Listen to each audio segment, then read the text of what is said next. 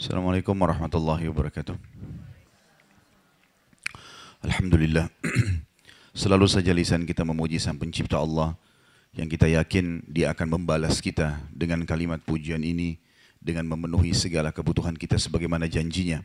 Karena kalimat ini diberikan istilah dan nama dengan kalimat syukur.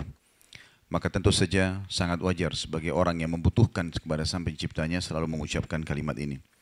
Jadi kita panjatkan salam hormat kita penuh dengan rindu dan cinta kepada manusia yang telah diperintahkan oleh Sang Pencipta Allah untuk mengucapkan kepadanya salam hormat dan dihitung sebagai ibadah dan juga ditambah atau diberikan 10 kali tambahan rahmat dengan mengucapkan 1 kali saja, maka sangat wajar kalau kita selalu mengucapkan dan mengejar rahmat Allah, salawat dan taslim kepada Nabi besar Muhammad sallallahu alaihi wasallam.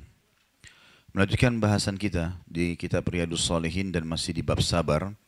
Kita masuk ke hadis 52 dari Ibnu Mas'udin radhiyallahu anhu bahwa Rasulullah sallallahu alaihi wasallam bersabda, "Innaha satakunu ba'di atharatun wa umurun tunkirunaha." Qalu ya Rasulullah, "Fama ta'muruna?" Qala, "Tu'adduna al-haqqa alladhi 'alaykum wa tas'aluna Allah alladhi lakum." Hadis ini tentu muttafaqun alaih, diriwayatkan oleh Imam Bukhari dan Imam Muslim. Yang terjemahannya, sesungguhnya akan ada sesudahku nanti sikap atharah dan hal-hal lain yang kalian ingkari. Mereka bertanya, "Wahai Rasulullah, lalu apa yang Anda perintahkan kepada kami?" Beliau bersabda sallallahu alaihi wasallam, "Tunaikanlah hak yang menjadi kewajiban kalian dan mintalah kepada Allah apa yang menjadi hak kalian." Dan satu-satunya kalimat yang belum diterjemahkan adalah atharah. Dan di situ ada terjemahannya. Setelah tulisan muttafaqun alaih, al-atharah adalah memonopoli sesuatu dan mengabaikan orang-orang lain yang memiliki hak di dalamnya. Seperti biasa, kita akan coba rincikan hadis ini. Hadis ini mengandung beberapa potongan tentunya, makna, dan juga ada beberapa hukum. Potongan makna yang pertama dan hukum yang pertama adalah sesungguhnya akan ada sesudahku. Makna sesudahku berarti setelah meninggalnya Nabi sallallahu alaihi wasallam, karena di zaman beliau masih hidup maka beliau menangani langsung dan wahyu masih turun. Selama Nabi SAW masih hidup berarti tidak akan ada masalah. Karena semua masalah yang dihadapi oleh umat Islam langsung dilaporkan oleh Nabi kepada Nabi SAW dan beliau langsung pecahkan. Dan pada saat itu pula turun wahyu, meluruskan atau mendukung. Dan ini juga menandakan memang akan ada fitnah yang terjadi setelah meninggalnya Nabi sallallahu alaihi wasallam, sebagaimana dalam banyak riwayat yang lain. Seperti misalnya riwayat yang menjelaskan pada saat Nabi SAW akan meninggal dunia, beliau sempat menuju ke Baqi di malam hari. Dan Baqi adalah kuburan ahli Madinah yang ada di sebelah Masjid Nabawi, yang termasuk kita disunnahkan untuk menziarahinya kalau pas di kota Madinah. Beliau pun di malam hari mengunjungi kuburan tersebut, lalu mengucapkan salam dan mendoakan mereka, seraya berkata, "Sesungguhnya fitnah sudah nampak." Lalu beliau pun naik di atas sebuah batu, kemudian beliau berkata kepada para sahabat yang ada pada saat itu, "Sesungguhnya aku diperlihatkan fitnah-fitnah ada di depan pintu rumah kalian." Artinya akan banyak cobaan-cobaan. Akan ada ujian setelah aku meninggal nanti. Tidak ada yang bisa menyerupai Nabi SAW. Kalau di zaman Nabi, sampai-sampai sahabat yang ribut suami istri saja bisa melaporkan kejadian tersebut. Sampai ada sesuatu kejadian kecil pun, laporkan Nabi SAW.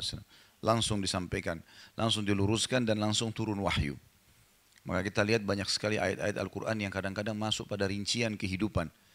Adanya seorang istri yang mengeluh kepada Allah tentang keadaan suaminya, turunlah surah Al-Mujadilah. Adanya kasus istri-istri Nabi yang coba mengganggu Nabi SAW dengan menganggap bahwasanya perlunya mengganggu Nabi SAW dengan pendapat mereka yang mengatakan bahwasanya Nabi bau mulut atau ada bau mulutnya, maka turunlah surah Tahrim.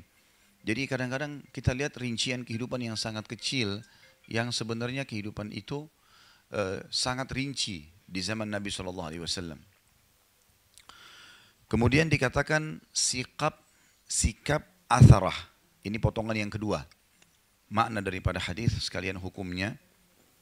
Atharah adalah ada nanti kelompok-kelompok yang datang memimpin di mana mereka memonopoli keadaan. Sampai-sampai walaupun mereka dalam keadaan salah, tetap saja dianggap benar. Karena memiliki kekuatan, power. Punya kekuatan militer lah, kekuatan harta lah. Sehingga mereka melakukan apa saja yang mereka inginkan. Dan terjadi pelanggaran-pelanggaran agama karena istilah atharah hanya digunakan kalau ada orang yang memonopoli keadaan dalam keadaan batil sebenarnya. Salah, tapi karena dia punya power dibenarkan. Itu makna hadis dan juga hukumnya di sini bahwasanya kalau terjadi seperti ini, setiap muslim harus melakukan datang penjelasan dan hal-hal lain yang kalian ingkari. Baik itu monopoli dari seorang pemimpin ataupun terjadinya secara individual. Tetangga, teman, ributnya suami istri karena adanya perselingkuhan, adanya riba yang tersebar sana sini, utang yang sudah lagi takut kalau tidak dibayar, segala macam hal. Jadi di sini hukum yang keluar ini maknanya hukum yang keluar adalah akan tersebar fitnah itu di setiap individu muslim. Jadi kita pasti akan diuji oleh Allah. Jadi jangan sempat atau jangan pernah berpikir, Bapak Ibu sekalian, kita tidak akan diuji oleh Allah. Ada orang subhanallah melihat orang lain diuji. Atau dia lagi diuji lalu dia lihat orang lain belum ada ujiannya. Atau kebetulan tidak ditimpa apa yang menimpa dia lalu dia mengatakan enak sekali orang ini ya. Belum tentu. Mungkin hari ini cobaan kita ukurannya cuma 10.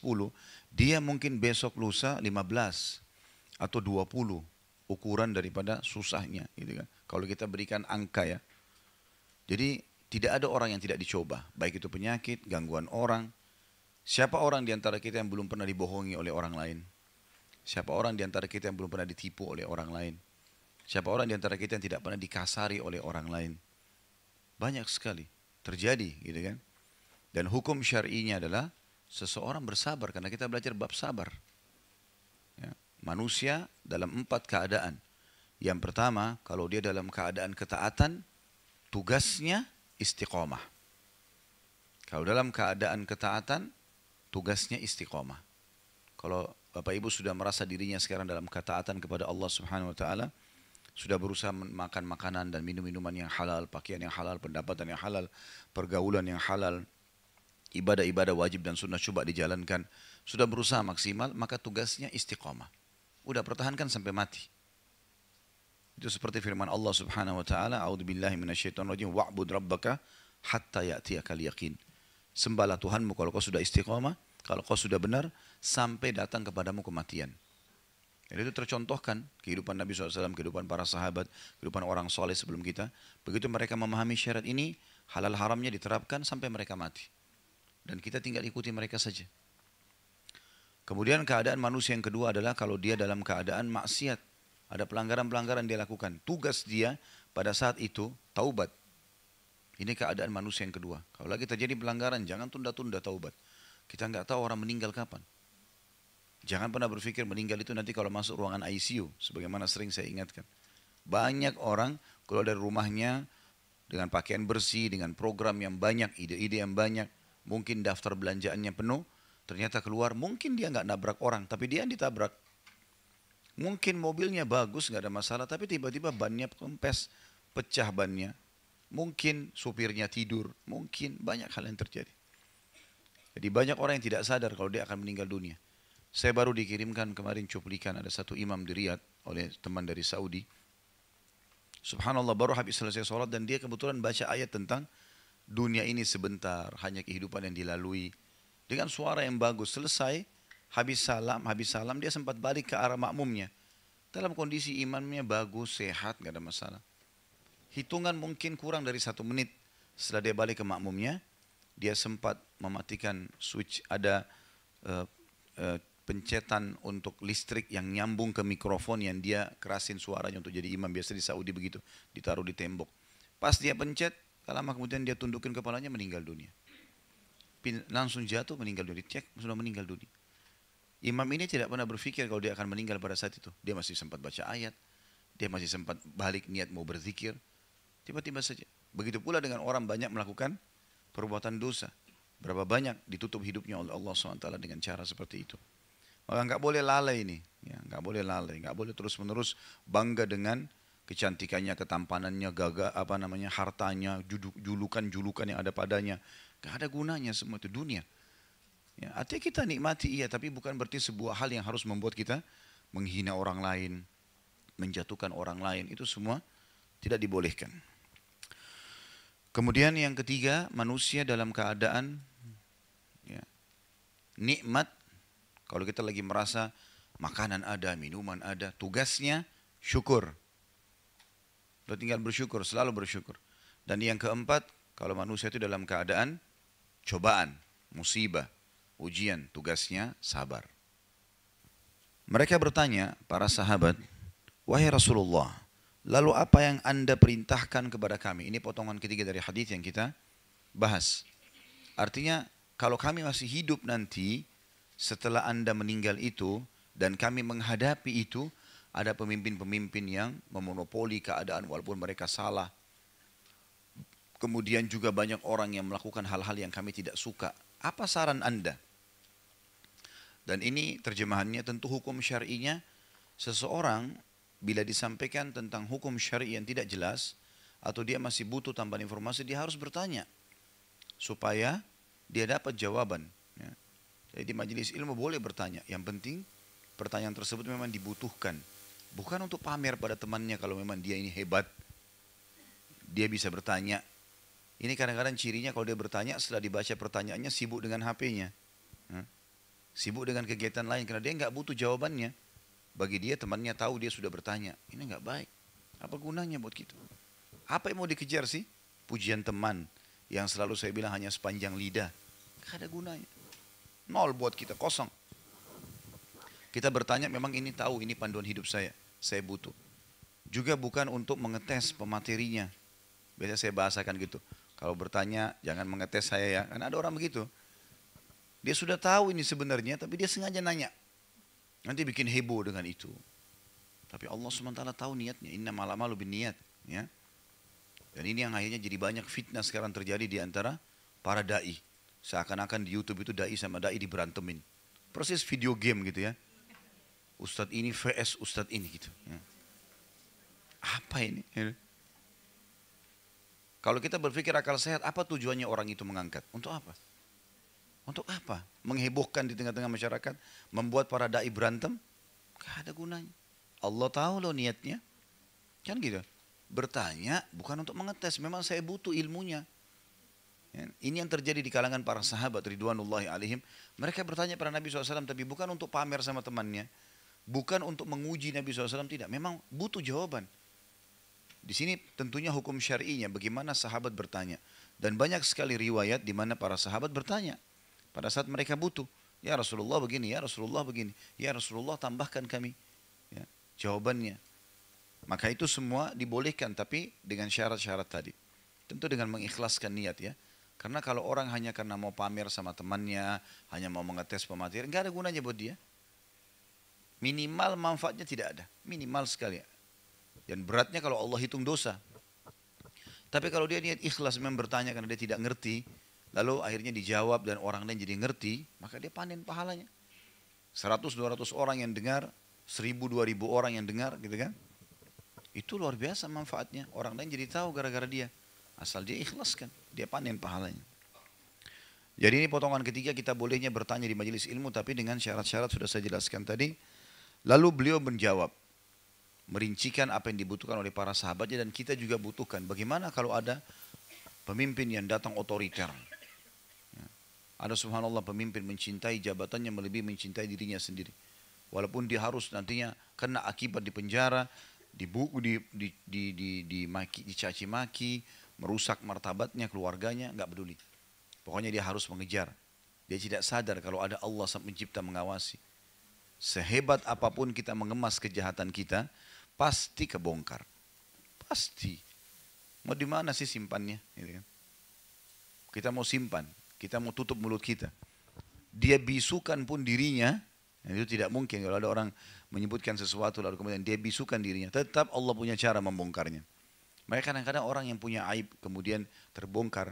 Dia sampai membahasakan, kok bisa ya? Ya pasti bisa lah, ada sang pencipta yang mengawasi gitu kan. Jadi jangan mengkhayal gitu. Rahasia ya? Nggak ada rahasia di dunia ini. Nggak ada. Semua pasti kebongkar. Makanya yang dirahasiakan pun yang baik. Sehingga kalau terbongkar jadi pelajaran buat orang. Kalau yang buruk nggak ada gunanya. Nggak ada gunanya. Dan kita harus sadar Bapak Ibu sekalian, sudah saatnya kita berhenti menjadi orang buruk. Sampai kapan nih? Mau jadi orang malas ibadah, mau jadi orang yang selalu gunjingin orang, terus sibuk dengan itu tiap hari. Siapa lagi yang mau digosipin nih? Siapa lagi targetnya? Siapa lagi yang mau ditipu? Ada orang begitu program tiap hari. Sampai kapan dia mau begini? Sementara makin banyak dia buat dosa, maka makin berat hukumannya loh. Orang berzina sekali, orang bohong sekali, orang menipu sekali. Hukumannya beda dengan orang yang 10 kali menipu, 10 kali zina. Jadi makin banyak kita ulangi, maka makin berat. Kata Nabi SAW, kalau orang berbuat dosa, maka akan dititikkan dalam hatinya titik hitam, kelam. Dan itu sudah mengenodai hatinya. Kalau dia ulangi lagi, titik hitam lagi. Kalau dia ulangi lagi, titik hitam, sampai hatinya hitam kelam dan sampai menjadi keras, bahkan lebih keras daripada batu. Mau kejadian apapun di depan matanya nggak bakal tersentuh. Orang tabrakan kah, kebakaran kah, apa saja kejadian besar yang mungkin kalau orang hatinya tidak hitam seperti itu mungkin sudah tersentuh. Ada dilihat kerabatnya mati tabrakan, oh iya saya harusnya sadar ya, mungkin saya akan meninggal. Itu akan ada kalau hatinya belum hitam. Tapi kalau hatinya sudah hitam, dinasihatin apapun tidak mempan. Karena dia sendiri yang merusak. Tetapi bisa diperbaiki, bukan tidak bisa. Dengan bertaubat, dengan ibadah. Sampai kata Nabi SAW, hati itu bisa berkarat. Dan untuk menghilangkan karatnya, rajin membaca Al-Quran. Ibadah lagi, gitu kan. Maka itu akan bersih tentunya. Tapi kalau tidak lakukan, masalah ini. Sebagaimana lanjutan hadis kata Nabi SAW, dan kalau seseorang berbuat kebaikan, maka dititikkan dalam hatinya cahaya yang putih. Kalau dia ulangi lagi, cahaya putih lagi. Kalau dia ulangi lagi, cahaya putih lagi. Sampai hatinya menjadi putih bersih dan bercahaya. Sampai-sampai dia pun bercahaya dan bisa memberikan cahaya kepada orang lain. Ya. Karena memang dia sudah membersihkan hatinya. Jadi harus difahami ini. Tidak boleh kita menunda-nunda taubat. Menjadi orang baik enak kok. Jujur, amanah, tanggung jawab, santun, ya, dermawan. Orang semua suka kok. Kita juga jadi nyaman. Juga dalam agama kita dapat pahala. Untuk apa kita gunjing orang? Sombong dengan orang lain. Menghina orang lain. Mengambil hal. Untuk apa? Apa manfaatnya buat kita? Nggak ada ketenangan juga hidupnya. Selalu dihantui dengan tanda kutip sini ketakut-takutan. Ya. Selanjutnya potongan keempat dari hadis adalah jawaban Nabi SAW. Tunaikanlah hak yang menjadi kewajiban kalian. Ya.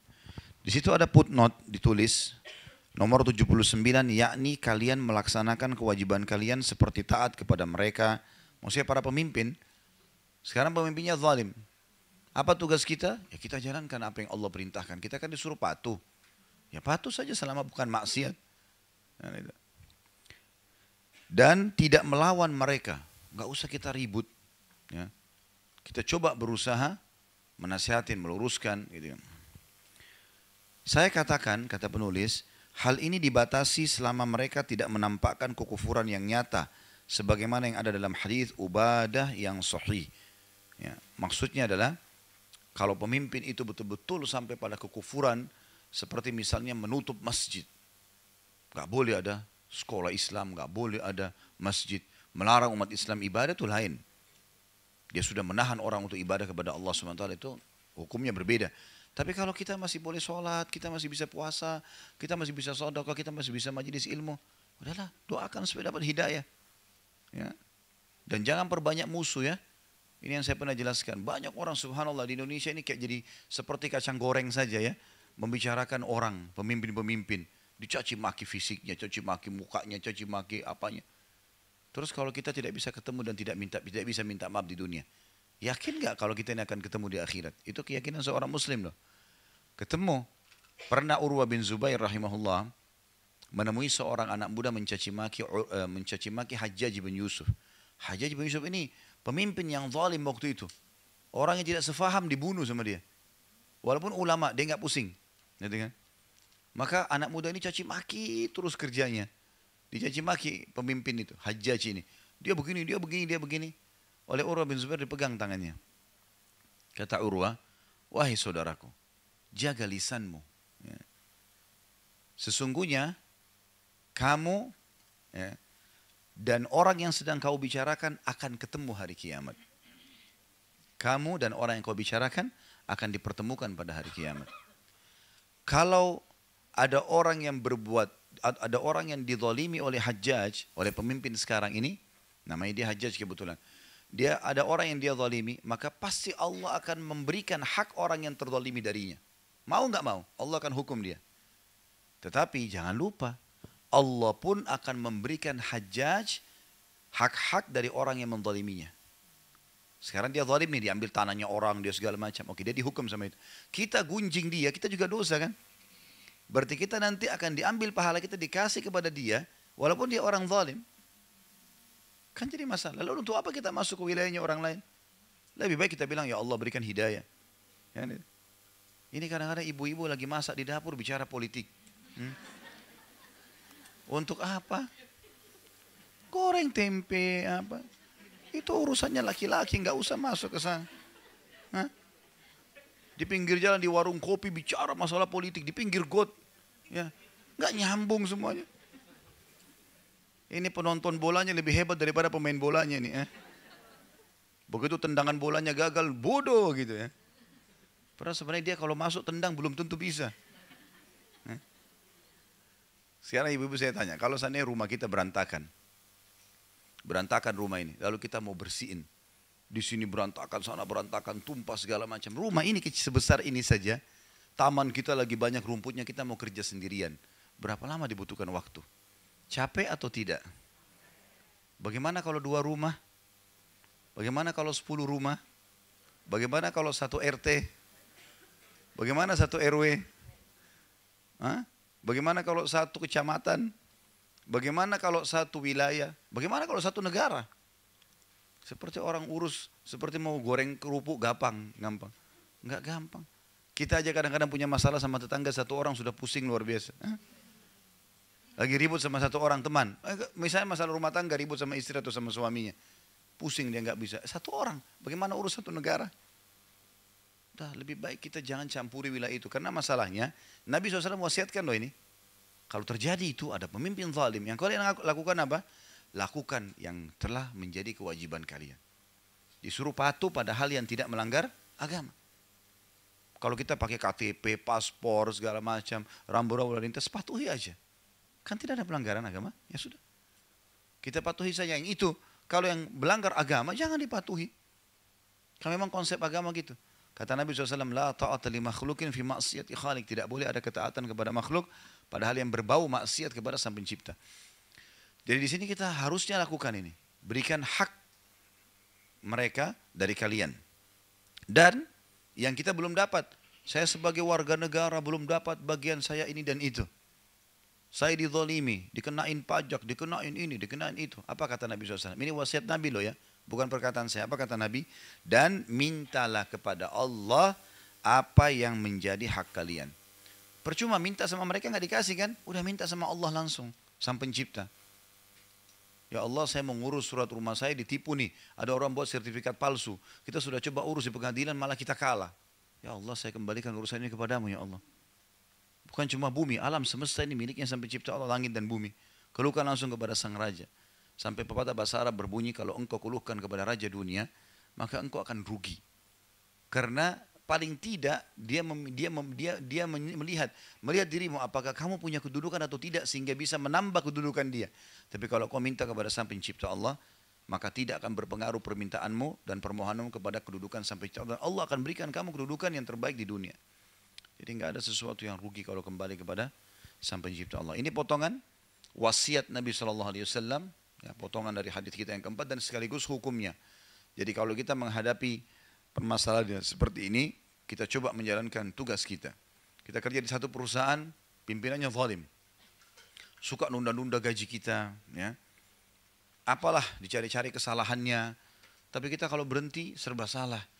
Tidak ada tempat kerja lagi. Mau hidupin keluarga dari mana? Ya sabar. Jalankan tugas sebagai pegawai. Yang belum kita dapat keluhkan kepada Allah Subhanahu wa ta'ala. Ya. Ada seorang salafus salih dulu teman-teman sekalian. Dia kelaparan sama keluarganya, sama istri anaknya. Nggak ada makanan. Dia pulang ke rumah, tanya istrinya ada makanan, tidak ada. Dia bilang juga saya tidak dapat hasil hari ini. Mereka kebetulan kehidupannya hanya tahu apa yang didapat hari itu yang dimakan. Maka kata istrinya, lalu bagaimana? Kita masa tidur dalam keadaan lapar? Kata suaminya, baik, sabarlah sebentar. Saya coba keluar lagi cari rezeki. Malam. Sudah mungkin kalau kita sekarang di awal malam, di atas jam 10 malam. Waktu dulu tidak ada penerangan di jalan, gelap. Lalu dia tidak tahu mau kemana, dia ke masjid. Di masjid dia sholat. Gitu kan.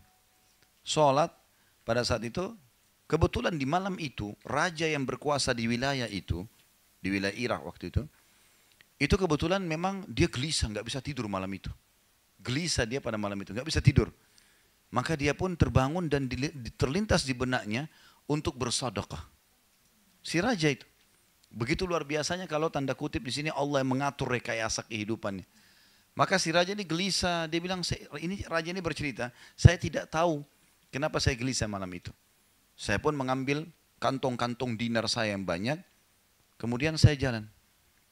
Dia bilang begitu saya jalan, saya bilang sama diri saya tidak usah pakai pengawal, saya mau jalan sendiri dan saya biarkan kuda ini jalan. Di mana dia berhenti, ada saya temuin orang, saya sedekah. Subhanallah, kudanya raja masuk ke masjid itu. Itu kisah nyata. Masuk masjid dia lihat kok masjid. Coba saya turun, dia turun ditemukan orang tadi lagi nangis. Dalam sujudnya, ya Allah, aku kelaparan dengan keluargaku, ya Allah, berikanlah aku makanan, jangan kau biarkan kami kelaparan. Raja ini datang, dengar doanya, saya keluar mau sedekah, ini buat kamu. Gitu kan. Dan saya raja wilayah ini, kalau kau butuh apa-apa tinggal bilang sama saya. Apa kata orang tersebut, saking dia fahamnya, kalau dia ternyata yang memberikan dia bukan si raja sebenarnya, tapi ada raja yang sebenarnya. Dia mengatakan, demi Allah saya tidak akan minta kepadamu, tapi saya akan minta kepada zat yang telah mengutusmu datang kepadaku. Minta kepada Allah SWT. Banyak orang tidak faham poin ini. Sekarang dia butuh nih, ya Allah utang saya lunasi, ya Allah sembuhin penyakit. Allah berikan panduan nih. Ada orang temannya datang pinjamin duit atau bayarin lunasin utangnya. Atau misalnya dia, apalah yang dia inginkan, Allah kasih, sakit, ketemu dokter yang bagus. Udah lupa sama Allah nih. Oh dokter itu hebat gitu kan. Loh yang tadi kamu berdoa sama Allah minta supaya disembuhin, yang membuat dokter ini datang itu adalah Allah SWT. Gitu. Dalam kisah yang lain dikatakan ada seorang wanita, dia ribut sama suaminya malam itu tapi dia terzalimi. Kebetulan dia tidak punya apa-apa, ini diceritakan kejadian di negeri Syam oleh salah satu hakim negeri Syam. Dia katakan pada saat itu, saya lagi kumpul sama teman-teman saya, kata si hakim ini. Saya lagi kumpul sama teman-teman saya, lagi makan malam. Dan pada saat itu mereka menahan saya supaya ayo tetap deh duduk di sini sama kami. Ya malam ini begadang ngobrol kebaikan, masalah hukum agama segala macam. Nanti kita pulang ya, setelah sholat malam. Dia bilang waktu saya duduk gelisah, hati saya nggak enak. Saya merasa kayak sesak napas di majelis itu. Tapi ini majelis yang baik sebenarnya. Lalu dia bilang, saya bilang sama teman-teman saya, baiklah sebentar. Saya coba hirup udara dulu. Saya keluar, saya berdiri, saya jalan. Teman-teman bilang silahkan. Kebetulan mereka di sekitar padang pasir dan di situ kemah-kemah aja. Gitu. Dia bilang saya keluar. Begitu saya keluar jalan sedikit jauh dari kemah, saya dengar ada tangisan perempuan. Nih perempuan nangis di tengah padang pasir, siapa nih? Dia bilang saya dekatin suara tersebut. Begitu saya dekat, saya temukan perempuan itu lagi mengucapkan kalimat gitu. Ya, dia bilang, ya Allah, sesungguhnya aku tidak memiliki orang lain kecuali engkau. Gitu kan. Maka saya pun tanya, kata hakimnya, hai hamba Allah, kenapa kamu ini? Dia bilang, saya ribut dengan suami saya dan suami saya mengusir saya dari rumah. Saya tidak punya tempat naungan, anak-anak saya pun ditahan oleh dia. Saya sekarang mau tidur, mau makan, tidak ada. Maka saya berkeluh kesah kepada Allah. Kata si hakimnya, kenapa kau tidak angkat perkaramu kepada hakim? Kata perempuan tersebut, hakim mana yang mau dengar perempuan seperti saya? Enggak ada keluarganya yang dukung, enggak ada hartanya, nama saya tidak dikenal. Lalu dia pun menangis si hakim ini sambil menceritakan dalam kisah itu. Dia mengatakan subhanallah wanita ini tidak tahu kalau malam hari itu karena doanya Allah datangkan hakim kepadanya. Dibuat hakimnya sesak napas datang ke dia. Konyolnya kita kadang-kadang tidak pakai senjata ini. Manusia dan manusia. Siapa lagi temanku yang saya harus telepon nih. Gitu. Sibuk cari nomor telepon. Namanya siapa nih? Yang bisa dihubungin mau curhat lagi. Nggak ada gunanya. Wudu, sholat, sujud. Ya Allah. Gitu. Selesai. Nanti datang tuh orang-orang yang menolong. Gitu. Itu poinnya. Berkeluh kesah. Makanya kata Nabi SAW, jalankan tugas kalian dan yang belum kalian temukan, belum dapat, mintalah kepada Allah langsung. Ini artinya kalimat yang luar biasa untuk kita dikembalikan kepada Sang Pencipta Allah Subhanahu wa taala. Hadis 53 dari Abu Yahya Usaid bin Hudair radhiyallahu anhu, anna rajulan minal ansar qala ya Rasulullah, ala tasta'miluni kama ista'malta fulana? Faqala innakum satalqawna ba'di athara fasbiru hatta talqawni 'alal haud. Hadis ini juga riwayat Bukhari Muslim. Bahwasanya ada seorang dari Ansar, dari penduduk asli Madinah, berkata, wahai Rasulullah, mengapa anda tidak mempekerjakan saya sebagaimana anda mempekerjakan si fulan? Saya juga butuh pekerjaan. Angkatlah saya jadi pegawai apa gitu kan, sebagaimana anda mengangkat si fulan. Maka Nabi SAW bersabda, sesungguhnya kalian akan menjumpai sikap athara sesudahku. Maka bersabarlah hingga kalian bertemu denganku di haud atau di telaga. Hadis ini seperti tadi, kita akan ambil beberapa potongan. Potongan yang pertama adalah bahwasanya ada seorang dari sahabat yang berkeluh kesah kepada Nabi SAW tentang kenapa dia tidak diberikan pekerjaan. Karena di sini posisi Nabi SAW adalah sebagai pemerintah, pemimpin gitu kan. Saya juga mau dapat pekerjaan. Seperti banyak masyarakat biasa mengeluh kesah gitu. Kenapa si fulan dikasih, kenapa saya tidak dikasih gitu kan. Maka ini potongan yang pertama, dan kita harus ambil pelajaran dari hadis ini, dari hukum syar'i di sini. Bolehnya seseorang bertanya tentang hak dia kalau dia merasa dia punya hak.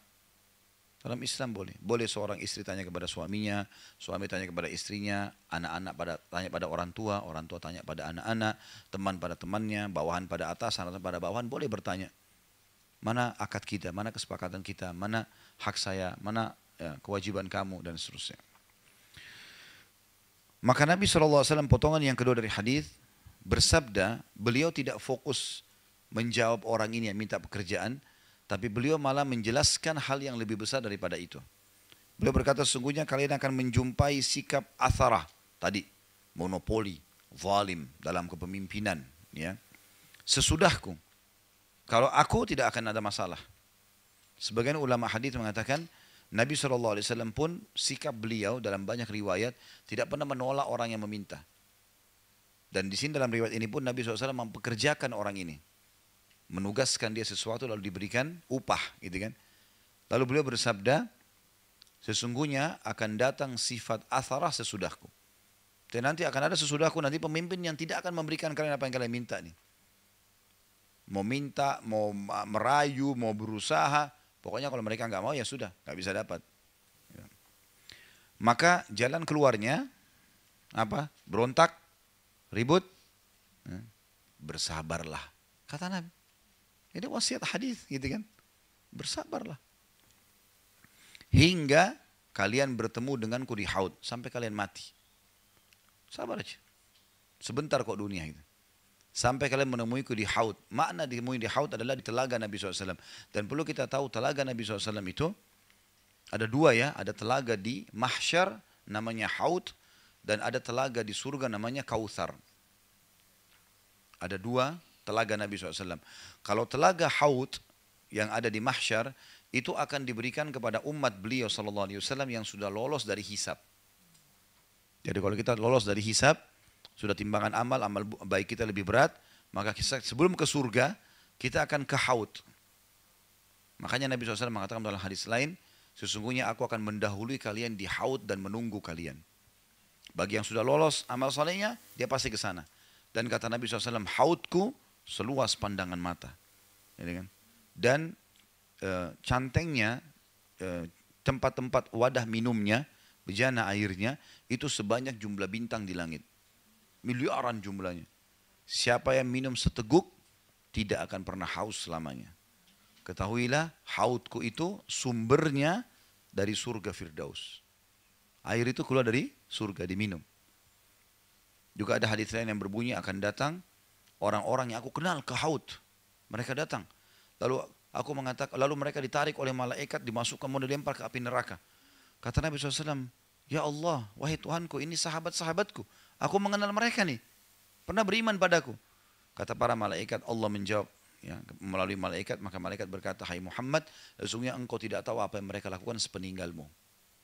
Ya. Dalam riwayat lain, engkau tidak tahu apa yang mereka telah rubah dari ajaranmu. Maka kata Nabi SAW, suhqan, kecelakaan dan kebinasaan.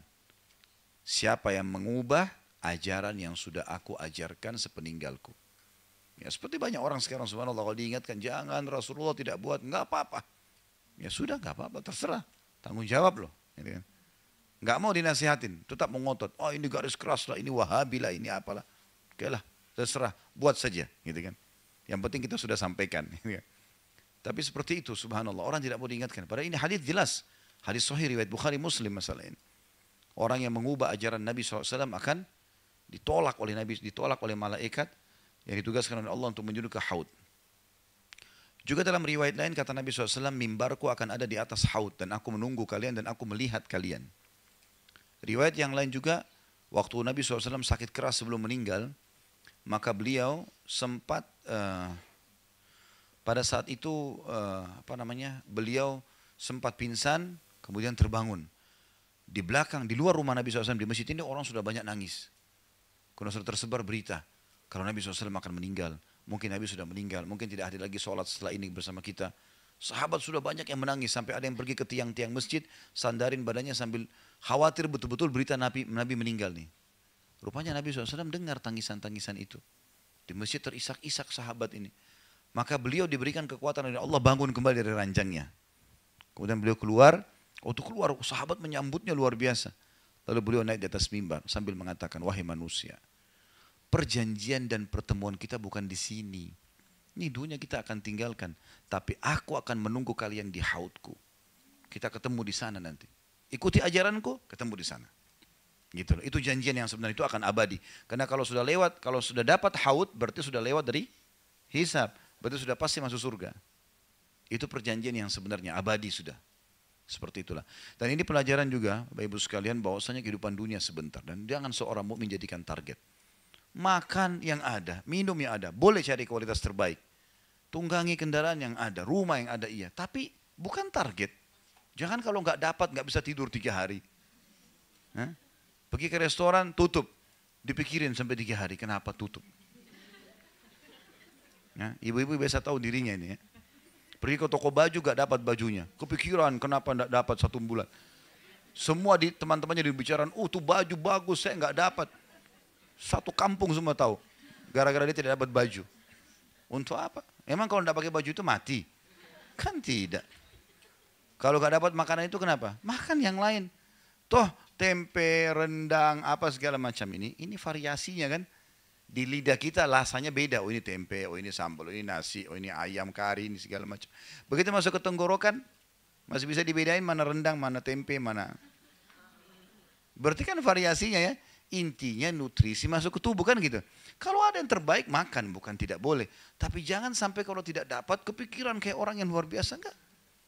Biasa aja gitu. Kita lagi mau keluar baju belum siap. Ya pakai baju yang ada. Gak apa-apa kok. Oh teman-teman saya di pengajian sudah tahu minggu lalu saya pakai baju itu. Biarin aja gak apa-apa ditahu. Masa ada tiap orang datang, ini baju kau minggu lalu ya? Orang gak ada. Gak ada orang yang pusing dengan baju itu. Dia sendiri mungkin sudah lupa baju apa dia pakai minggu lalu, mau pusing dengan bajunya orang lain gitu. Pakai tas malu, ini tasnya kayaknya minggu lalu saya sudah pakai nih. Sepatunya sama, biarin aja sama, gak apa-apa. Yang penting kan bersih, halal, bagus kan gitu. Nggak usah berlebihan. Kadang-kadang orang subhanallah berlebihan sekali ya. Jadi harusnya dikontrol. Karena nanti kalau kita terlalu berlebihan dengan dunia, cinta dunia akan menghilangkan akhirat.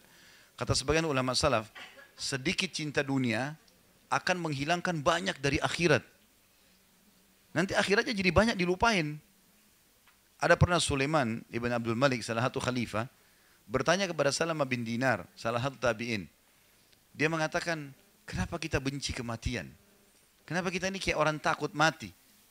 Maka kata Salamah bin Dinar, karena kita telah memperbaiki dunia kita dan kita merusak akhirat kita. Sehingga kita khawatir pindah dari sesuatu yang sudah kita perbaiki kepada sesuatu yang kita rusak. Jadi kita sudah perbaikin, dapat segala macam dunia walaupun cara haram, maka akhirnya jadi rusak. Kita takut mati gara-gara di sana rusak. Kita tahu ini akibat dari perbuatan kita sebenarnya. Gara-gara itu. Maka dunia dinikmati tapi secukupnya. Akhirat, target akhirat. Sayang sekali gitu. Toh kita makan, toh kita minum. Dan ingat selalu, lisan orang tidak usah dikejar. Bajumu baru ya, tasmu baru ya, oh rumah baru, oh iya hebat ya, oh pintar ya, oh cantik ya. Terus apa? Tambah kenyang? Enggak. Tambah tinggi badannya? Enggak. Enggak ada sesuatu. Untuk apa gitu? Ya. Kalau orang puji kebetulan, enggak masalah. Tapi kalau kita kejar itu, supaya orang selalu puji kita, enggak ada gunanya. Untuk apa? Terus kalau kita datang di situ terus tidak dipuji gimana? Kecewa. Lalu suudzon sama orang. Ini orang nggak tahu nih kalau baju saya baru. Ini orang nggak tahu nih kalau saya pakai sepatu baru. Sengaja diperlihatkan kepada orang lain. Kan jadi kecewa sendiri ya? Nggak usah lah. Ya, dunia sebentar. Udah paham belum ini? Diterapin ya. Hadis terakhir dalam bab sabar. Nah iya, kita sudah pindah ke bab sidik nanti. Bukan terakhir taklim. Taklim sampai mati. Hah? Telaga yang kedua Kautsar di surga. Yang inna ataina kal kautsar. Kami berikan kepadamu hai Muhammad Kautsar. Kautsar itu telaga di surga. Jadi kita nanti kalau mengunjungi insya Allah istana Nabi SAW di surga, kita boleh minum dari Al-Kautsar. Gitu loh. Kalau yang kita bahas haud, karena di sini kan disebutkan haud, telaga yang pertama. Ya. Baik, hadis yang terakhir dalam bab sabar ini, nomor 54. Ya, berarti Bapak Ibu sudah belajar minimal 54 hadis. Ya. Dan bisa lebih, karena satu poin biasanya bisa lebih dari satu hadis kan. Mungkin sudah ada 70 sekian hadis yang Bapak Ibu belajar. Sudah berapa yang dihafal? Sudah berapa yang diamalkan? Jangan kejar hadiah bukunya saja. Ya. Ilmunya diterapin ya. Baik. Cara yang terbaik ibu-ibu saya sarankan terutama ibu-ibu karena banyak yang hadir. Kalau pulang ke rumah apa yang dipelajari tadi ya, diketik. Kalau bisa diketik di handphonenya.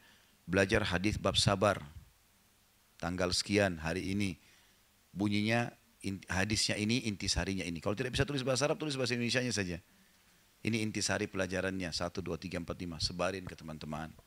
Pulang ke rumah ceritain ke anak. Tadi ibu belajar ini loh. Jadi ilmunya berbekas. Ya, manfaatnya lebih besar. Jangan cuma masuk telinga kanan keluar telinga kiri. Cantolin di hati ya. Jadi kita bisa amalkan. Baik hadis 54 ini. Dari Abu Ibrahim Abdullah bin Abi Aufa radhiyallahu anhu anna Rasulullah sallallahu alaihi wasallam fi ba'di ayyamihi allati laqiya fiha al-adu intadhara hatta idza malat asy-syamsu qama fihim faqala ya ayuhan nas la tatamannaw liqa al-adu was'alu Allah al-afiyah fa idza laqitumuhum fasbiru wa'lamu anna al-jannata tahta dhilalis suyuf. ثم قال النبي صلى الله عليه وسلم اللهم منزل الكتاب ومجري السحاب وحازم الأحزاب احزمهم وانصرنا عليهم. Tentu hadis ini diriwayatkan oleh Imam Bukhari Muslim juga bahwa Rasulullah sallallahu alaihi wasallam kata sahabat ini kata Abu Ibrahim Abdullah bin Abi Aufa radhiyallahu anhu bahwa Rasulullah SAW pada sebagian hari-hari perang beliau atau sebagian peperangan beliau di antara peperangan Nabi yang pernah dihadiri oleh sahabat ini menunggu musuh hingga tak kala matahari telah tergelincir. Lalu beliau berdiri di tengah-tengah mereka dan bersabda, wahai manusia, janganlah kalian mengharap bertemu musuh, mohonlah keselamatan kepada Allah. Tetapi apabila kalian bertemu mereka, maka bersabarlah dan ketahuilah bahwa surga itu berada di bawah bayang-bayang pedang. Kemudian Nabi SAW berdoa, ya Allah, zat yang telah menurunkan Alkitab, yang menjalankan awan, dan yang menghancurkan pasukan Ahzab. Hancurkanlah mereka dan menangkanlah kami atas mereka. Baik, kita rincikan sekarang hadisnya. Kita ambil potongan-potongan seperti tadi, makna berikut, hukum. Yang pertama bahwasanya Rasulullah SAW pada sebagian hari-hari perangnya, dan ini banyak umat Islam yang lupa, kalau dalam Islam memang ada peperangan. Tidak mungkin luput dari seorang muslim masalah itu. Tapi tentu waktunya tergantung Allah mudahkan kapan. Ya. Tapi seorang muslim harus faham ada namanya jihad. Membela agama Allah. Kapan dibutuhin kita siap. Ya. Tentu kalau terjadi dan terpenuhi semua syarat-syaratnya ya. Seperti wilayah kita dijajah tiba-tiba oleh musuh. Ya. Atau ada pemimpin muslim memang melihat ada kezaliman terjadi lalu dia ajak masyarakatnya untuk membela itu. Dengan izin pemerintah setempat maka dia pun pergi, gitu kan. Maka ini semua adalah saatnya ada. Dan tidak ada sifat pengecut bagi seorang muslim. Kalau untuk membela agama malah dia harus gembira ini. Kalau seandainya ada peluang untuk berjihad yang benar sesuai dengan syarat dan ketentuan yang ditentukan dalam agama, maka itu akan sangat membantu dia. Karena dengan jihad dia akan dapatkan banyak sekali pahala. Di antaranya hadis Nabi SAW, makbarat qadama abdin fisabilillah fatamassuhun nar, hadis sahih riwayat Imam Muslim, tidak akan disentuh oleh api neraka dua telapak kaki yang sempat tersentuh debunya medan perang, ya. Jadi keutamanya luar biasa. Pernah ada sahabat Nabi namanya Abdullah bin Rawaha radhiyallahu anhu, beliau pernah diutus oleh Nabi SAW untuk perang, ke perang Mu'tah, gitu kan. Perang yang masyhur yang nanti beliau mati syahid. Waktu itu kebetulan hari Jumat. Maka Nabi SAW melepas pasukan selepas sholat duha, bertawakallah kepada Allah, jalanlah mereka. Abdullah bin Rawaha radhiyallahu anhu, beliau bilang, hari ini hari Jumat, pasukan jalan habis duha, kalau kita jam 9, jam 10 pagi, Jumat tinggal 2-3 jam lagi. Udahlah, pasukan jalan lambat, saya sholat Jumat dulu sama Nabi SAW di masjid beliau, maka pahalanya 1000 pahala, sholat di Masjid Nabawi, tambah lagi dengar khutbahnya Nabi SAW, majelis ilmu, tambah lagi sholat berjamaah kali 25 kali lipat. Kan itu banyak sekali keutamanya. Nanti habis Jumat saya kejar pasukan. Niatnya dia baik gitu kan. Rupanya waktu masuk waktu Jumat, Nabi SAW naik di atas mimbar. Selesai khutbah turun mengimami sholat, balik Abdullah bin Rawaha ada di belakang. Orang yang sudah ditunjuk Nabi untuk memimpin pasukan. Ada 3 pemimpin waktu itu. Ada Zaid bin Haritha, ada Ja'far bin Abi Thalib, dan ada Abdullah bin Rawaha. Maka kata Nabi SAW, wahai Abdullah, apa yang menahanmu untuk ikut dengan pasukan? Benar ya Rasulullah, pasukan pelan-pelan jalannya. Saya yakin saya masih bisa kejar. Dan saya mengejar keutamaan sholat Jumat bersama anda di sini. Di masjid anda bersama anda. Kata Nabi SAW, wahai Abdullah, demi zat yang tidak ada, yang jiwaku dalam genggamannya, maksudnya demi Allah, sesungguhnya walaupun kau infakkan semua yang kau miliki di muka bumi ini, kau tidak akan bisa mengejar pahala yang mereka dapatkan dari duha sampai Jumat ini. Saking besarnya pahala jihad itu kan. Jadi walaupun kau sholat sama saya di sini, walaupun di masjid ini, tidak ada nilainya kalau mau dibandingkan itu. Walaupun mereka itu, karena keluar di jalan Allah ya, walaupun mereka di perjalanan, walaupun mereka mungkin sholatnya musafir, jamak duhur asar, tapi keutamanya besar. Nah mungkin kita tentu tidak boleh salah faham, karena ada juga orang salah faham dalam menjelaskan masalah jihad. Sehingga mereka, apa saja, ini orang kafir bunuh saja. Ini tetangga saya kafir, matiin lampunya, kempesin ban mobilnya, apalah, nggak boleh. Orang kafir 2, yang pertama kafir zimmi. Orang kafir yang di bawah naungan pemerintah Islam. Nggak boleh diganggu ini. Sama-sama warga negara Indonesia. Dia tidak buat masalah. Nggak usah diganggu. Dia harus kita tetap berikan haknya sebagai sama warga negara gitu kan. Santun, baik, dia tetangga, kasih hak dia tetangga, dia kerabat kita silaturahim. Dia orang yang kita tidak kenal, kita dakwahi. Jadi memang ada haknya gitu. Kata Nabi SAW, man adza dhimmiyan kuntu lahu khasiman yaumal qiyamah. Siapa yang mengganggu dhimmi, maka dia akan jadi musuhku pada hari kiamat. Nabi SAW larang kita mengganggu orang kafir di bawah naungan pemerintah Islam. Dan Islam juga mengajarkan kita selalu adil. Kalau ada satu orang kafir buat masalah di satu lokasi, maka dianya yang dikejar untuk dihukum. Bukan semua orang kafir dihukum. Kan gitu ya. Seperti kasus Myanmar. Myanmar sekarang orang Islam dibantai segala macam. Harusnya umat Islam menyerang di sana gitu.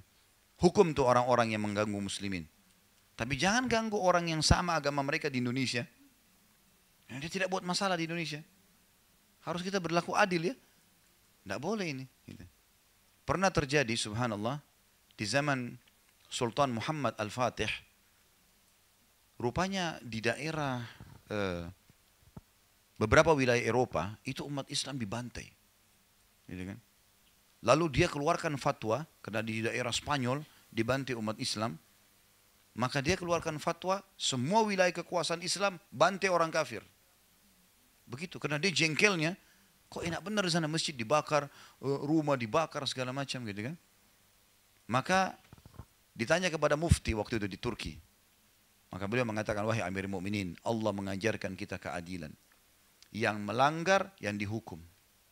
Bayangkan kalau satu orang Indonesia mencuri, lalu semua Indonesia divonis pencuri dan semua harus dipotong tangannya. Kan nggak mungkin. Masa di satu keluarga lingkup lebih sempit lagi, ada satu yang buruk, masa semua keluarga itu buruk? Kan nggak mungkin. Yang sedang salah itu yang diperbaiki kan. Di satu perusahaan ada satu pegawai korupsi, dianya yang salah, bukan semua perusahaannya. Ada satu abri buat salah, bukan semua abrinya. Satu orang, maka yang salah, begitu Islam ajarkan kan.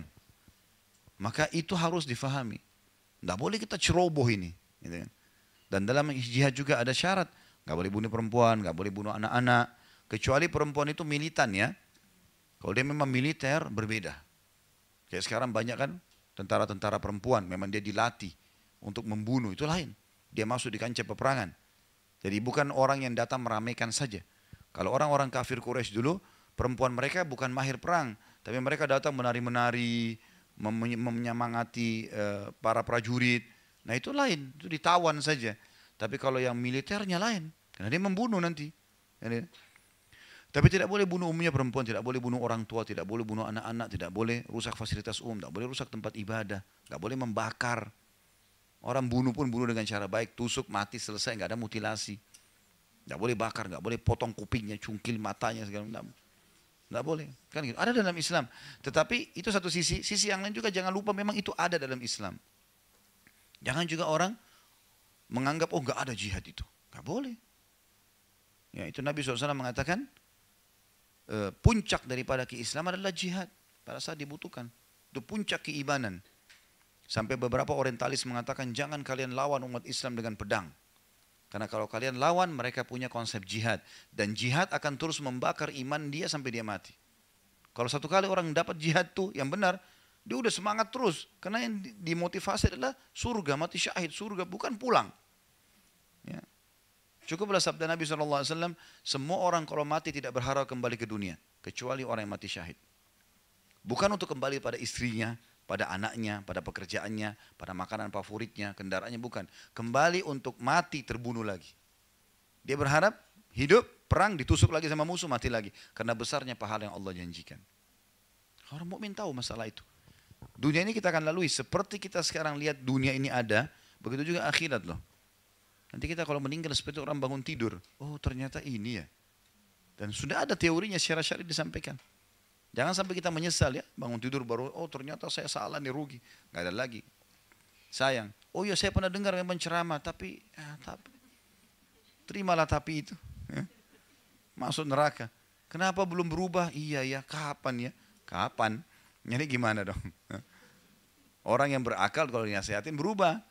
Karena kalau sudah sampai penyampaian melalui lisan kepada kita, kita tidak mau dengar, maka yang terjadi adalah akan datang cobaan yang lebih berat daripada peringatan lisan.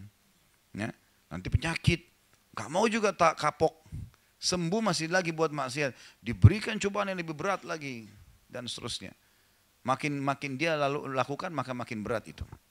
Itu potongan pertama. Potongan yang kedua, dari hadis kita ini, Nabi SAW menunggu musuh hingga tak kala matahari telah tergelincir. Ini salah satu tata cara perang Nabi SAW. Jadi beliau selalu menunggu selepas subuh, awal terbit matahari menyerang. Awal terbit matahari menyerang. Dan ini sunnah Nabi SAW. Ya. Bahkan ada beberapa riwayat yang menjelaskan Nabi SAW melarang menyerang di malam hari yang tidak terlihat, kan gitu. Kecuali musuh tiba-tiba menyerang. Dan umumnya musuh itu selalu lalai di waktu pagi. Sementara kita ada sholat subuh, ada zikir pagi, gitu kan? Ada menunggu sampai syuruk. Memang umat Islam hidup pada masa itu, waktu itu. Kesempatan mereka mengalahkan musuh. Ini juga termasuk potongan hadis dan hukum syar'i adalah sunnah Nabi SAW menyerang di waktu selesai tergelincirnya matahari. Lalu beliau berdiri di tengah-tengah mereka dan bersabda, dan ini potongan yang ketiga, artinya sebelum berperang dianjurkan seorang muslim, pemimpin muslim untuk memotivasi pasukannya. Menceramai mereka, mengingatkan tentang keutamaan jihad, keutamaan mati syahid, kelebihan surga, ya, bahayanya neraka. Ini diingatkan, dimotivasi. Di antara sabda Nabi SAW, diingatkan wasiat, dan ini harus setiap pemimpin mengatakan itu ya. Jangan, wahai manusia, janganlah kalian mengharap bertemu dengan musuh. Jadi tadi potongan yang ketiga itu ya. Potongan ketiga tadi, lalu beliau berdiri di tengah-tengah mereka. Ini potongan ketiga. Makna hadis dan hukum syar'inya dianjurkan kalau setiap pemimpin menceramai dan memotivasi pasukannya ya. Kita masuk potongan keempat, isi wasiatnya. Wahai manusia, ini potongan keempat dari hadis. Janganlah kalian mengharap bertemu musuh. Jadi kita memang punya keutamaan jihad, Bapak Ibu sekalian. Tapi jangan kita berharap musuh bertemu dengan kita. Jadi Nabi SAW larang kita berharap ketemu musuh. Artinya kita berharap yang lain. Kita kalau pergi perang, musuhnya ketakutan pergi. Itu lebih baik. Karena bukan targetnya bunuh-bunuhan sama orang, bukan. Jangan kalian berharap bertemu musuh. Ya, itu wasiat Nabi SAW. Berarti kita tidak boleh itu. Waktu perang Khaybar, Nabi SAW begitu tiba di Khaybar, jumlah pasukan 1.400 orang. Jumlah musuh 10.000 orang. Itu pasukan militernya, belum orang-orang sipilnya. Maka pasukan mereka lebih besar. Nah, para sahabat waktu tiba di benteng Khaybar, teriak-teriak takbir. Allahu Akbar, Allahu Akbar, suara yang keras. Sampai orang-orang Yahudi dalam benteng dengar nih. Apa kata Nabi SAW? Kecilkan suara kalian. Tidak usah teriak-teriak berlebihan sampai tenggorokan sakit. Tidak. Takbir betul ya, tapi jangan sampai berlebihan. Karena yang kalian sedang panggil, Allah tidak tuli.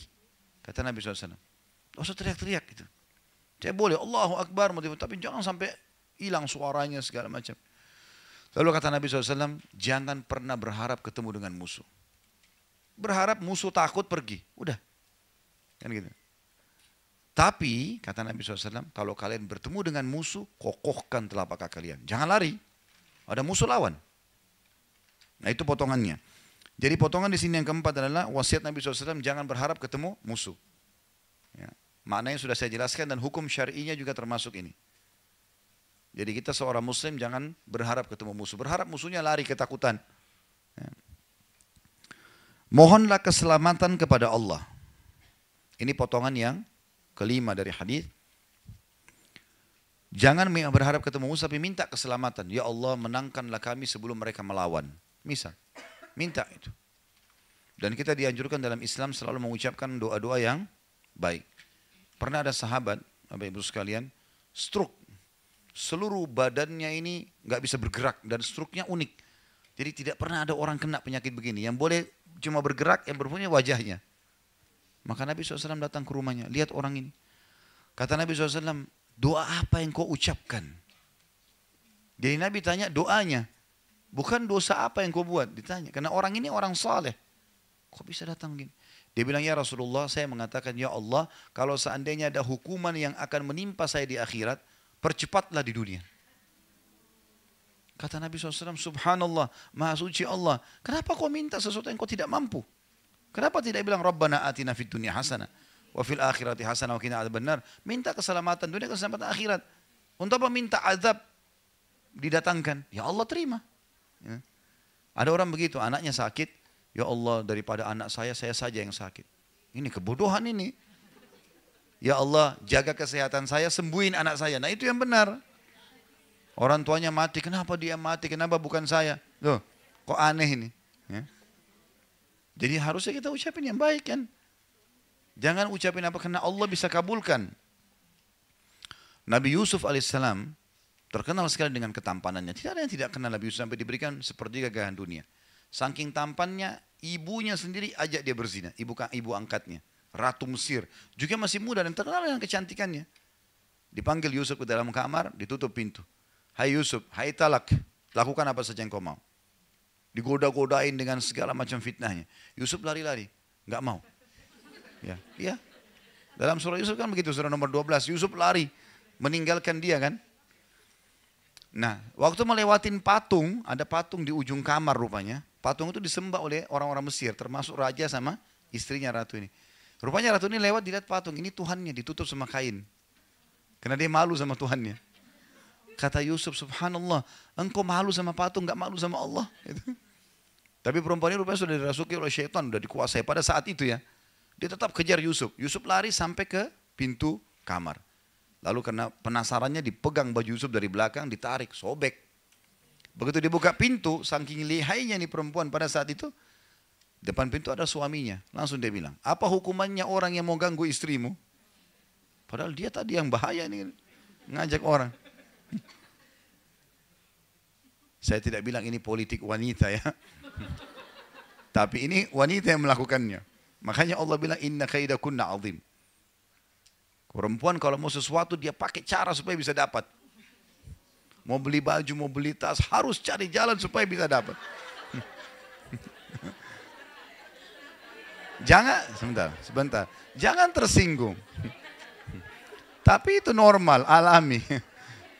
Baik, kembali ke kisah dulu. Maka si raja bijak, dia nggak mau menghukum Yusuf. Dia bilang sama orang-orang di sekitarnya, panggil hakim istana, panggil. Datang hakimnya. Hakimnya lalu ditanya. Hakimnya tanya Yusuf, kenapa Yusuf? Ini ibu ini yang ajak saya zina. Diajak ke kamarnya, ditutup, saya dikejar-kejar. Tanya istri ratu, bagaimana ratu? Jelas-jelas orang ini di kamar saya kok, gimana? Jadi luar biasa gitu. Maka untung bijak nih si hakim, dia bilang, kita kalau gitu lihat bajunya Yusuf. Kalau baju Yusuf robek dari depan, berarti betul si ratu. Karena laki-laki kalau mau nyerang dari depan, kemudian disobek bajunya karena membela diri. Tapi kalau baju Yusuf robek di belakang, berarti ini perempuan yang masalah nih. Ternyata betul dilihat bajunya Yusuf robek dari belakang. Tapi dia bisa dengan caranya membuat suaminya yakin kalau dia tidak salah. Ringkas cerita, tersebar satu Mesir kalau ratu tergila-gila sama anaknya sendiri. Penasaran dia, undang semua satu Mesir. Wanita Mesir semua diundang oleh ratu, silakan datang. Datang ke satu hall yang luas. Entah berapa yang banyak datang. Disiapin pisau sama apel. Semua dikasih. Pisaunya yang tajam, yang baru dibuat. Sengaja gitu. Ini Allah ceritakan dalam Al-Quran, surah Yusuf ya. Begitu mereka sudah siap semua, lalu kata si ratu, silakan nikmati apelnya. Dipeganglah apel sama pisau. Waktu mereka mau potong, Yusuf disuruh keluar. Begitu Yusuf keluar, Allah bilang dalam Al-Quran, faqatta'na aydiyahun. Perempuan-perempuan ini sudah bingung, mana tangan, mana apel. Mereka potong tangan mereka, saking tampannya ya. Laki-laki sekarang lewat biar juga sudah mandi 7 kali, tetap aja nggak ada yang potong tangannya kan ini. Tapi ini luar biasa Yusuf alaihissalam. Lewat, sampai mereka tidak sadar. Nanti mereka sadar waktu Yusuf sudah ada di sebelah ratu, baru mereka sadar, oh tangan saya yang kepotong nih gitu. Baru mereka sadar. Lalu kata ratu apa? Inilah sebabnya kenapa saya mau zina sama dia. Kalian baru lihat sesaat sudah potong tangan. Ini orang tiap hari sama saya nih. Untuk membenarkan perilaku dia ini. Kalian baru lihat sesaat sudah potong tangan, saya tiap hari gimana? Maka apa kata ratu? Saya akan terus paksa dia buat zina atau dia dipenjara. Yusuf alaihissalam langsung berdoa waktu itu. Apa kata Yusuf? Ya Allah, penjara lebih aku sukai daripada apa yang mereka ajak. Daripada zina, penjara saja ya Allah. Jadi doa Nabi Yusuf apa? Minta masuk penjara. Di penjara Yusuf alaihissalam sekian tahun. Bertahun-tahun, tidak ada, kisah Yusuf sudah habis ceritanya. Ya, sama mungkin kalau orang tanda kutip, tentu Yusuf tidak berbuat jahat ya. Tapi kalau orang berbuat jahat kemudian masuk penjara, orang sudah lupain kisahnya, sedikit yang genang gitu. Yusuf alaihissalam kedatangan Jibril, lalu Yusuf tanya, hai Jibril, kenapa Allah biarin saya lama di penjara? Kenapa nggak dikeluarin? Saya kan tidak salah. Kata Jibril, Tuhanmu menjawab, hai Yusuf, karena kau sendiri yang minta penjara. Karena kamu yang minta penjara. Kalau kau minta keselamatan, Allah kasih kau keselamatan. Kau kan bilang, penjara lebih saya suka ya Allah. Nah, makanya jangan ucapin doa yang tidak benar. Berdiri di cermin, kenapa saya jelek ya? Untuk apa bilang dirinya jelek? Kenapa saya gendut ya? Ya. Apalah.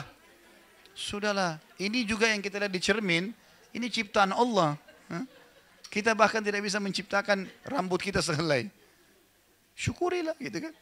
Jalani, perbaiki, usahakan maksimal. Jadi yang dimaksud, kata Nabi SAW, was'alullah al-afiyah, mintalah keselamatan, mintalah kebaikan, jangan minta keburukan. Sudah saya kasih contohnya tadi. Ya, selalu minta kebaikan, kesembuhan, keberkahan, panjang umur, rezeki yang luas, minta semua yang baik-baik. Dan jangan pernah ucapkan cukuplah ya Allah. Udah, tamak dengan rahmat Allah bagus itu. Ya, boleh. Dan saya sudah pernah bilang, kita kalau lagi sehat minta ditambah kesehatan, itu lebih besar pahalanya dibandingkan kalau sudah sakit minta kesembuhan.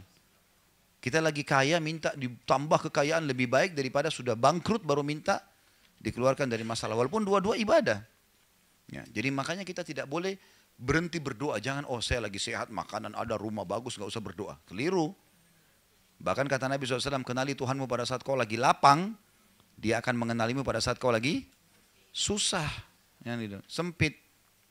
Jadi kalau mau diijabah doanya lagi sakit parah, lagi bangkrut, lagi ada masalah berat, justru pada saat kita lagi sehat dan lapang itu sering berdoa. Itu rahasianya, tersambung ke sana nantinya. Gitu. Kemudian selanjutnya,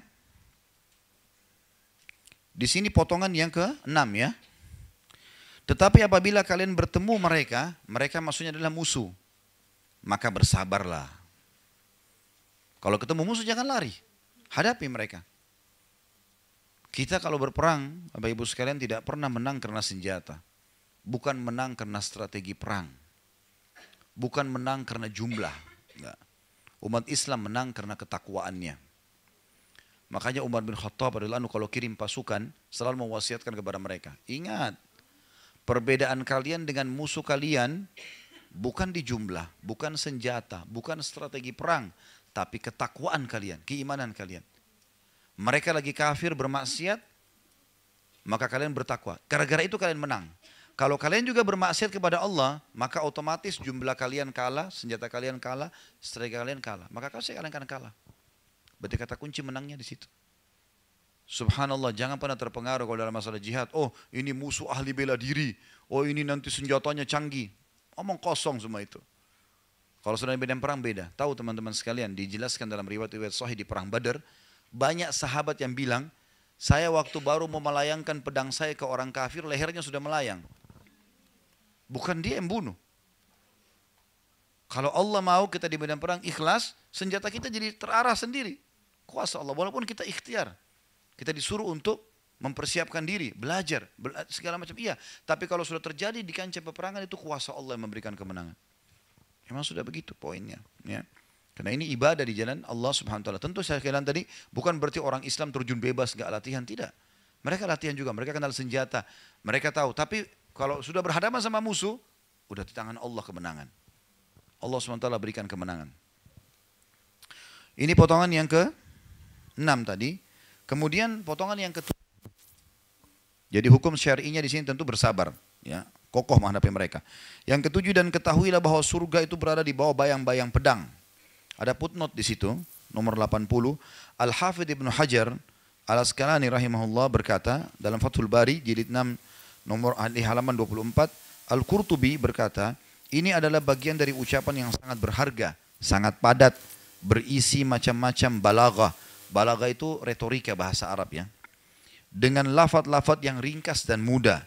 Sesungguhnya ia mengandung himbauan kepada jihad, berita tentang pahala jihad, anjuran mendekati musuh, mempergunakan pedang, bersatu ketika menyerang sehingga pedang-pedang menaungi para pasukan. Ibnul Jauzi juga berkata, maksudnya adalah surga itu didapat dengan jihad. Zilal adalah jamak daripada zil atau bayangan. Kan tadi dikatakan surga di bawah bayangan pedang. Jika dua orang yang berseteru bertemu, maka masing-masing berada di bawah bayangan pedang lawannya. Sebab masing-masing ingin pedangnya mengenai lawannya. Hal ini tidak terjadi melainkan ketika berkecamuknya perang. Nah, berarti maknanya kita bisa simpulkan dua.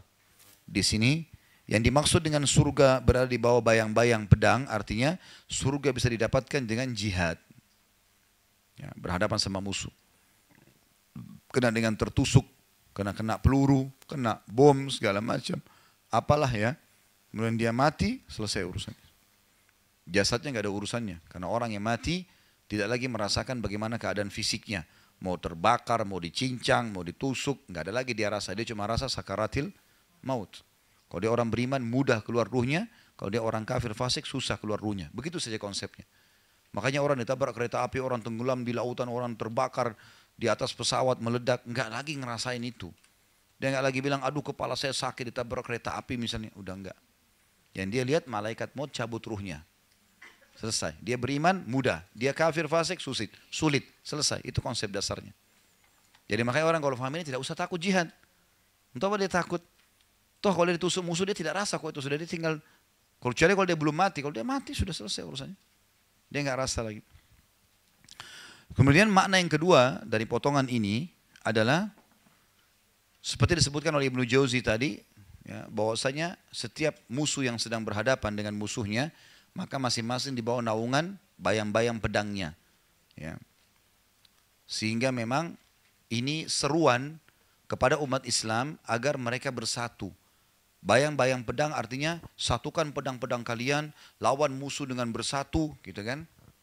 Sehingga kalian bisa mendapatkan surga. Itu makna yang kedua. Dan dua-duanya maknanya masuk dalam potongan kita ini. Dan hukumnya tentu yang kita ambil adalah keutamaan jihad. Ya. Tetap masih dalam keutamaan jihad. Potongan yang keberapa sekarang?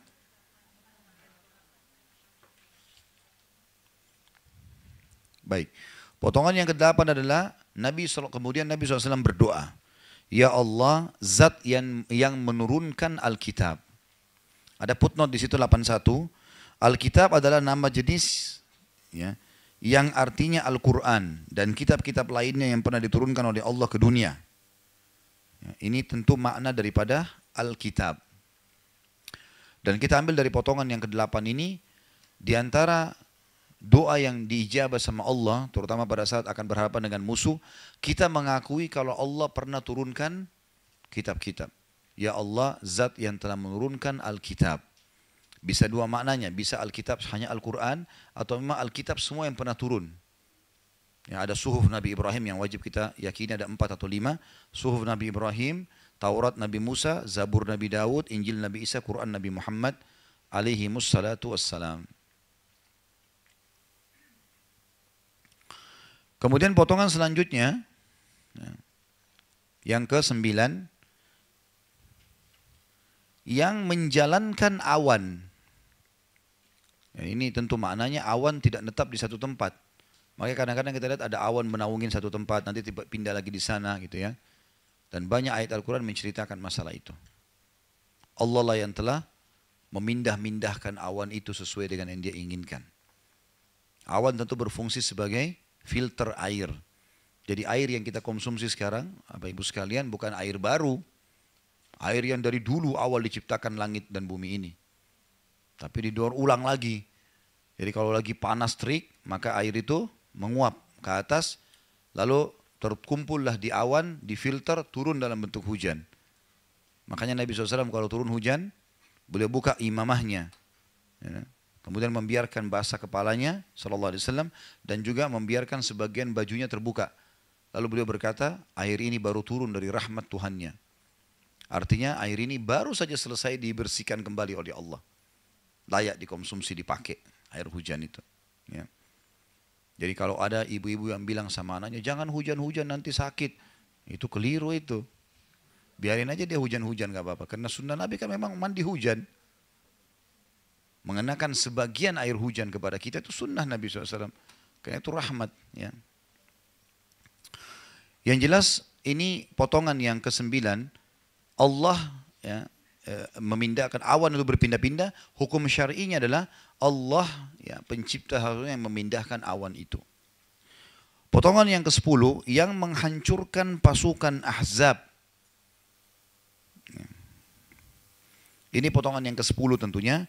Dan ini masih dijelaskan di footnote 81. Ahzab tentu jamak daripada hizib yang berarti kelompok. Ya, hizib kelompok. Kalau Ahzab kelompok-kelompok. Ini surah nomor 33 dalam Al-Quran. Namanya surah Ahzab. Ini menceritakan tentang perang Khandak. Ya. Perang Khandak, perang Parit ya. Perang Ahzab. Ya, ini semua nama-namanya peperangan tersebut. Peperangan ini kurang lebih terjadi di tahun 5 Hijriah. Dan terjadi waktu itu Nabi SAW buat Parit.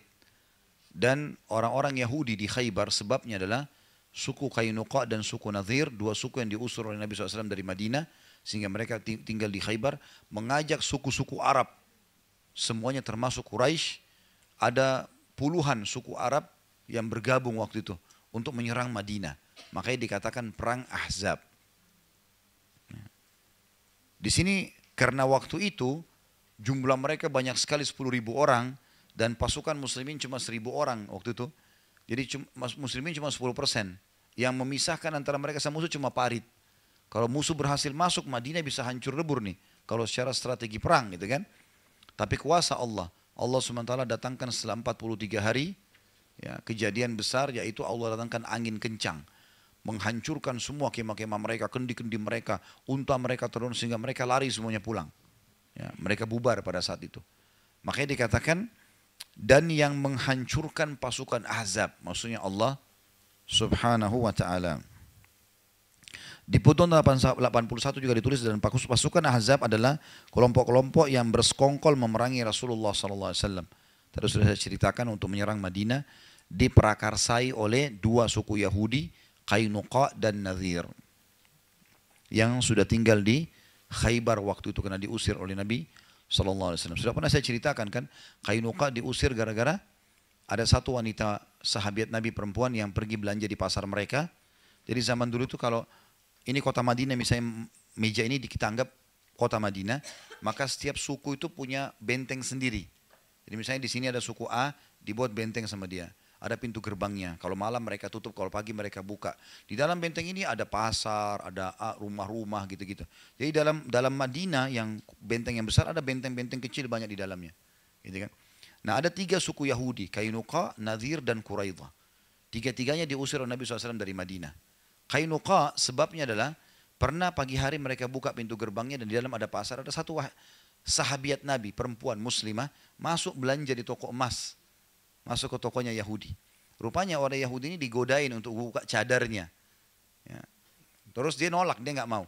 Maka si pemilik toko ini bejat. Dia taruh besian tajam dicantolin dengan cara tertentu sehingga pada saat sahabat ini berdiri sobek bajunya, kelihatan auratnya gitu kan. Maka dia diketawain dia oleh orang Yahudi tadi dan teman-temannya semua. Maka ada satu sahabat Nabi kebetulan juga ada hajat di pasar itu. Dia lewat, dilihat, dia tahu kejadian. Dia nggak banyak bicara, dihenuskan pedangnya, dibunuh si Yahudi tadi. Yang berbuat ini dibunuh pemilik toko. Maka si sahabat ini dikeroyokin oleh satu pasar. Matilah sahabat ini. Tapi sahabiat tadi yang dihina ini sempat melari melapor kepada Nabi SAW. Ya Rasulullah begini kejadiannya. Nabi SAW bentuk pasukan. Kepung nih bentengnya Qainuqa. Serahkan tuh orang yang bunuh si muslim. Itu yang kita akan hukum. Bukan kalian semuanya yang melanggar. Rupanya mereka tidak mau. Karena mereka tidak mau, diingatkan tidak mau, maka Nabi SAW serang semuanya, dikepung. Sampai mereka ketakutan, mereka menyerahkan diri. Maka Nabi SAW keluarkan mereka dari Madinah. Karena dianggap berkhianat. Gitu kan. Kalau suku Nadhir, ini pergi ke Khaybar ya. Suku Nadhir sebabnya pernah satu kali Nabi SAW lagi masuk ke pemukiman mereka, benteng mereka, untuk membayar sebenarnya. Jadi ada satu sahabat tidak sengaja membunuh seseorang dari orang suku Arab yang belum masuk Islam. Kebetulan suku Nadhir adalah sekutunya suku Arab itu. Maka Nabi SAW ingin membayar. Bayar nih. Nanti kasih aja ke suku sana. Karena takutnya nanti kalau sahabat ini dikirim malah dibunuh di tengah jalan. Waktu Nabi SAW lagi nunggu, karena mereka bilang tunggulah hai Muhammad. Nabi tunggu di salah satu rumah mereka lagi duduk di depan rumah. Kayak di tembok rumah di depan duduk sama Abu Bakar, sama Umar, sama Ali dan sama kalau tidak salah Zubair. Ya, 4 orang sahabat Nabi menemani Nabi SAW. Rupanya orang-orang Yahudi bilang satu sama yang lain, nggak ada kesempatan bunuh Muhammad lebih baik daripada sekarang. Siapa yang naik ke atas rumah, lemparin batu biar dia mati. Salah satu Yahudi bilang, saya.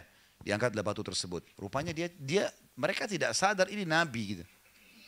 Maka Jibril datang mengatakan, hai Muhammad, di atas kepalamu ada orang Yahudi yang akan lempar batu, pergilah. Maka Nabi SAW berdiri dengan tidak mencurigakan. Seperti lagi punya hajat. Zaman dulu orang di rumahnya nggak ada WC, maaf. Ya. Jadi orang kalau mau buang air kecil, buang air besar harus ke padang pasir. Gitu.